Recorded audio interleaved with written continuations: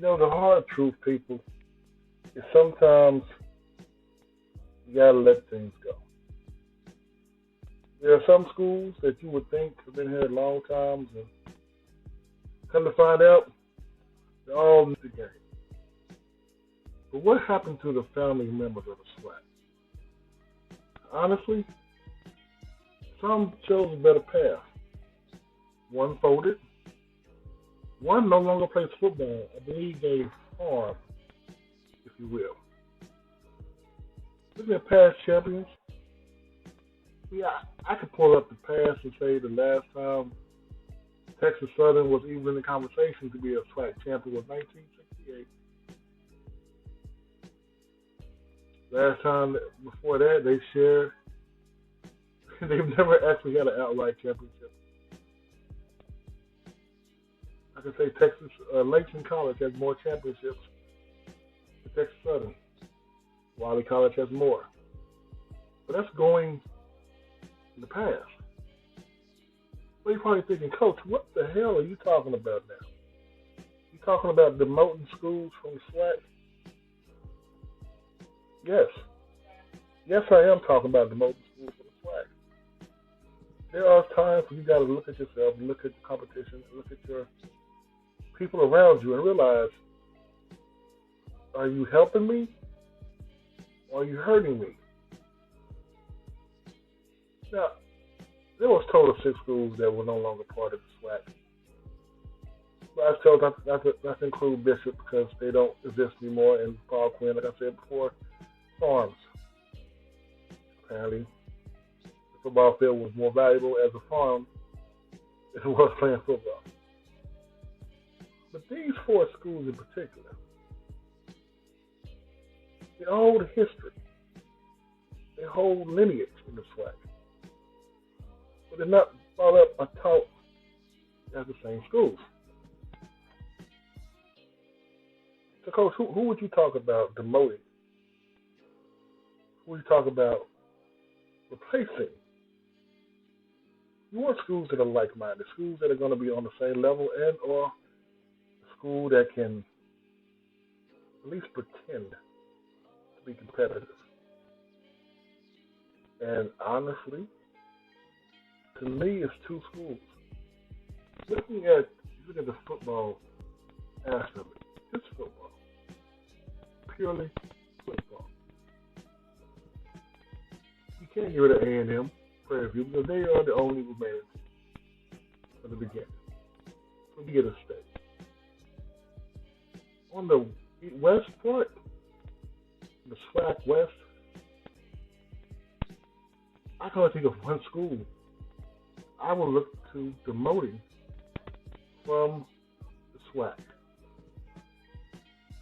It's Texas Southern University. Because the thing is, if you're not going to put your, let's say your best, say put the buck into it, maybe you need to be with the others. You're not trying to get adequate compensation, you're trying to get sponsorships and funding. Maybe you should join these 6 schools. And of course, y'all already know what I'm talking about in the East. It's got to be Valley. But when you think about the whole thing of demoting schools, you got to also think about promoting schools. So you're looking at schools you can bring up from D2, sure. Schools that can go to FBS, sure. But once again, what value do those schools bring? Houston Tillotson was in the midst of at the time it was Samuel Houston College. And then they merged with Tillotson University. They were in the midst of 55 straight losses, and they just were not, I don't want to say, competitive enough. Or they became an academic bastion instead of a athletic one. They dropped football and dropped from the SWAC. Texas College and Wiley College, they just couldn't afford to build. When they went from having schools in the same area that went to have schools over in Jackson and Alabama. The travel was too much. Of course, Wiley does have some of the most actual Swac championships in football, but neither here nor there. You know about Langston being the only Oklahoma HBCU and their struggles during the Great Depression, their struggles during World War II. You know that. But are we required to keep bringing on schools that are not going to help? Let's be honest. We're looking at schools who not only don't help in academic standards, but also they don't help you athletically. So the perception that these schools are bringing down the whole conference is legitimate. The perception that these schools are underperforming is legitimate. And of course, we all know if one school, one HBCU does not legitimately pull up its own britches, it's all of us look bad. So having a conference with schools that are not able or willing to pull up their britches, is it really going to help schools that are? Now, I'm not going to say the schools that are helping because I don't want to start a fight. But I'm just going to be honest and tell you, certain schools are bringing down the entire conference.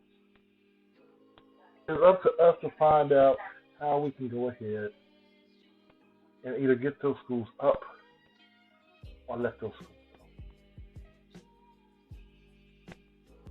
go. I'll let y'all find out in the comments about who those schools are should be left behind.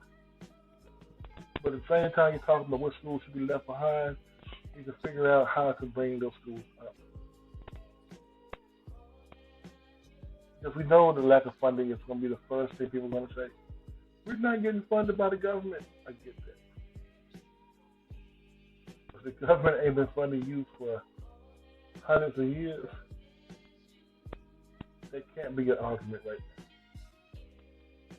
If Martin Luther King tried to go to the White House to get money and got shot along the way, what the hell hope do you have?